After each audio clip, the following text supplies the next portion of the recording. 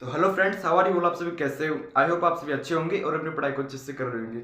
अपने पिछली क्लासों में टेंस को अच्छे से कंप्लीट किया था और कल की क्लास में अपन ने सेंटेंस को अच्छे से कंप्लीट किया था। सेंटेंस की डेफिनेशन देखी थी। डेफिनेशन मतलब परिभाषा। उसके बाद में उसके टाइप्स को देखा था। सेंटेंस कितने टाइप्स के होते हैं?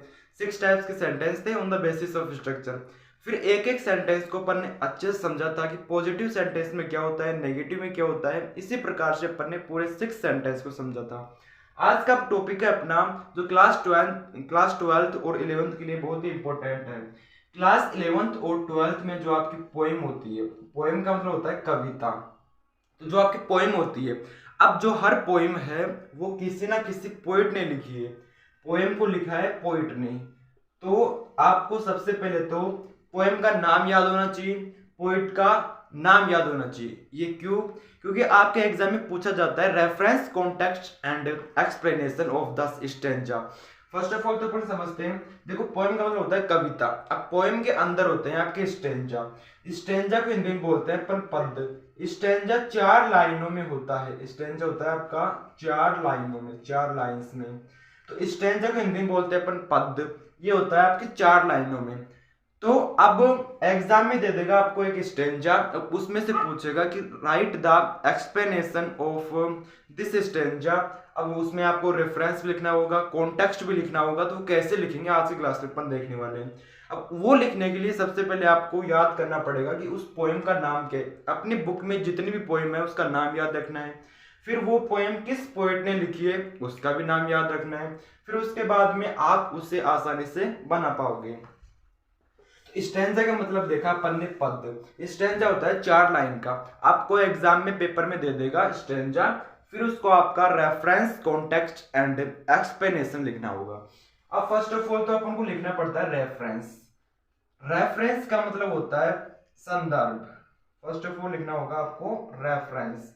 रेफरेंस का मतलब होता है संदर्भ।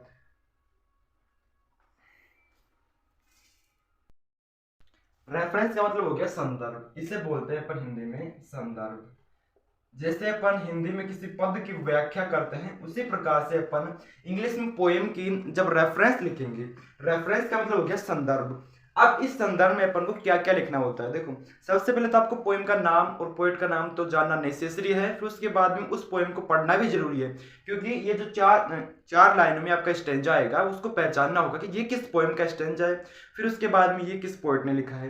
तो फर्स्ट ऑफ ऑल आपको लिखना होगा रेफरेंस। रेफरेंस को हिंदी में बोल दिया अपन ने संदर्भ। अब संदर्भ में आपको केवल पोएम का नेम लिखना होता है, poem name and poet name. एक तो पोएम का नाम, कविता का नाम, और दूसरा लिखना होता है आपको पोएट नेम, कवि का नाम, वो कविता किस कवि ने लिखी है। तो ये चीजें आपको लिखनी होती है रेफरेंस में। रेफरेंस में आपको एक तो पोएम नेम, कविता का नाम, और दूसरा उस कवि का नाम जिसने ये कविता लिखी है। अब इसमें कुछ फिक्स लाइन होती है जो हर स्टेंजा में लिखनी पड़ती है, हर रेफरेंस में लिखनी पड़ती है। अब वो लाइन कौन सी है, उन लाइन को अपन देखते हैं। इसमें चेंज केवल एक तो पोएम का नेम होता है और एक पोएट का नेम होता है। तो फर्स्ट ऑफ ऑल आपको रेफरेंस लिखना है। रेफरेंस लिखने के बाद में आपको लिखना है these lines have taken, these lines have taken from the, these lines have taken from the। उसके बाद में आपको लिखना है पोएम नेम। जिस भी कविता से ये लाइन ली गई है उसका नाम आपको यहाँ पर लिखना होगा, पोएम नेम।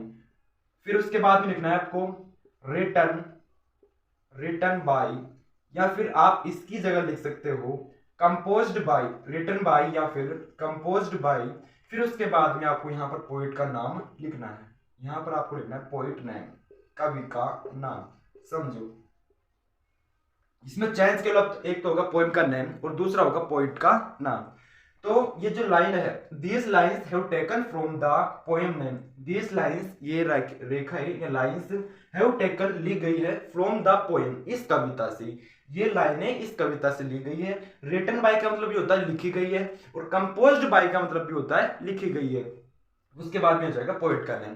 तो रेफरेंस में आपको कुछ नहीं करना, सबसे पहले रेफरेंस डालना है। रेफरेंस में आपको ये लाइनें, चाहे वो कोई सा भी स्टैंजा हो, कोई सी भी पोएम का हो, ये लाइन तो चेंज नहीं होगी। ऐसे कैसे लिखनी है आपको, these lines have taken from the.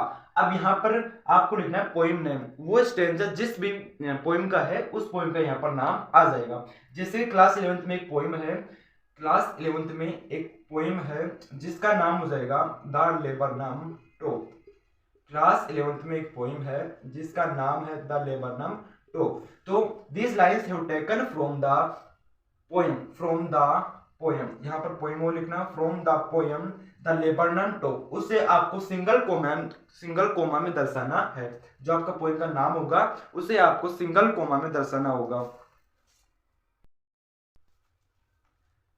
The labour नाम टॉप। अब जो भी पोएम का नाम होगा उसे आपको सिंगल कोमा में दर्शाना होगा।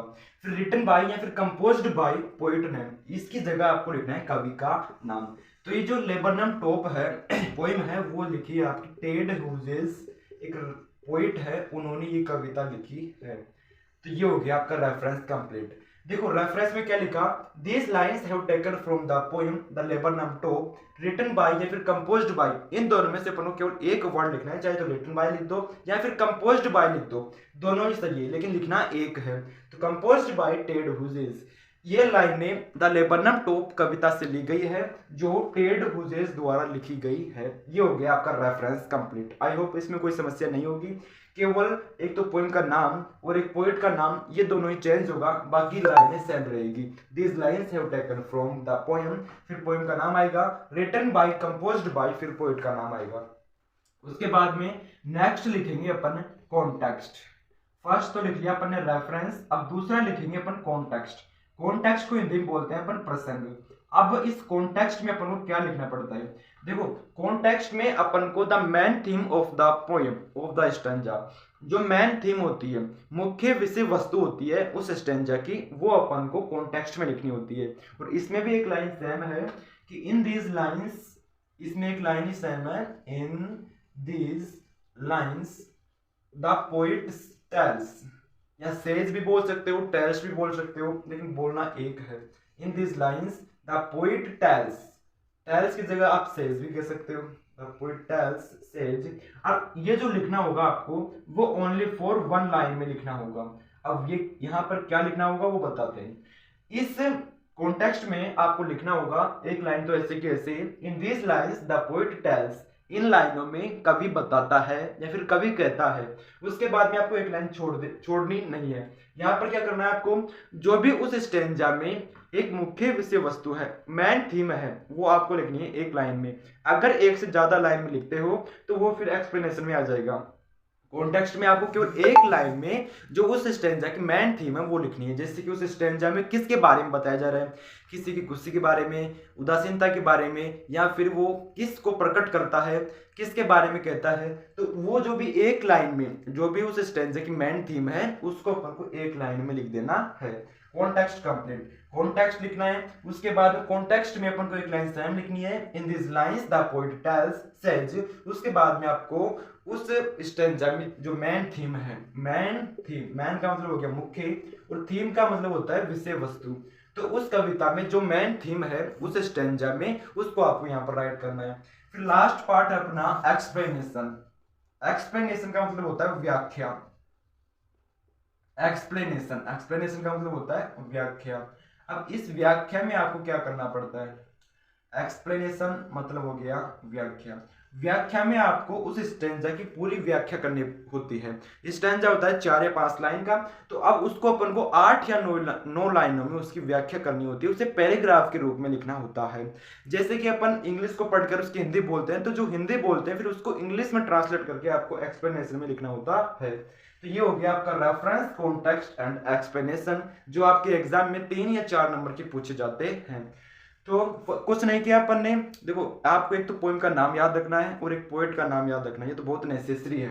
आपकी किताब में सारी 4-5 पोएमें होगी, तो 4-5 पोएमें याद रख लेना, उनको अच्छे से पढ़ लेना, ताकि जो भी स्टेंजा आए तो अपन पहचान जाए कि ये स्टेंजा इस पोएम का है। उसके बाद में फर्स्ट ऑफ ऑल आपको लिखना है रेफरेंस। रेफरेंस सबसे पहले लिखना है। रेफरेंस का मतलब होता है संदर्भ। इसमें अपन लिखेंगे these lines have taken from the poem. यहाँ तक तो सेम रहेगी आपकी, these lines have taken from the poem. उसके बाद में यहाँ पर लिखना होगा आपको जो भी वो स्टेंजा है वो किस कविता से लिया गया है, तो उस कविता का नाम यहाँ पर आ जाएगा। फिर रिटन बाई या फिर कंपोज्ड बाई, जो भी उस राइटर का नाम होगा, वो पोइट का नाम होगा, वो यहाँ पर लिख देंगे। ये हो जाएगा अपना रेफरेंस कंप्लीट। रेफरेंस में सीधा सीधा आपको बताना होता है एक तो poem name and poet name, एक तो कविता का नाम और दूसरा कवि का नाम बताना होता है। फिर उसके बाद में रेफरेंस के बाद में आपको लिखना है कॉन्टेक्स्ट। कॉन्टेक्स्ट का मतलब हो गया संदर्भ, सॉरी प्रसंग। अब प्रसंग में अपन क्या लिखना होता है, एक लाइन तो सेम रहेगी, in this lines the poet tells या फिर सेज। अब उसके बाद में जो एक लाइन है उसमें आपको लिखनी है मैन थीम। मैन थीम मतलब मुख्य विषय वस्तु जो उस स्टैंजा में बताया जा रहा है। कॉन्टेक्स्ट के बाद भी आपको लिखना है फिर एक्सप्लेनेशन। एक्सप्लेनेशन में उस स्टैंजा को अच्छे से एक्सप्लेन करना है, वो हो जाएगी आपकी एक्सप्लेनेशन। तो ये अपन ने पूरा पढ़ लिया। आई होप आपको समझ में आया होगा। तो एग्जाम में बिल्कुल ऐसे ही करना है, सबसे पहले रेफरेंस, उसके बाद में कॉन्टेक्स्ट एंड उसके बाद में एक्सप्लेनेशन। आई होप आपको समझ में आया होगा। आज के लिए इतना ही, मिलता है अगली वीडियो में, तब तक के लिए bye bye, take care, love you all.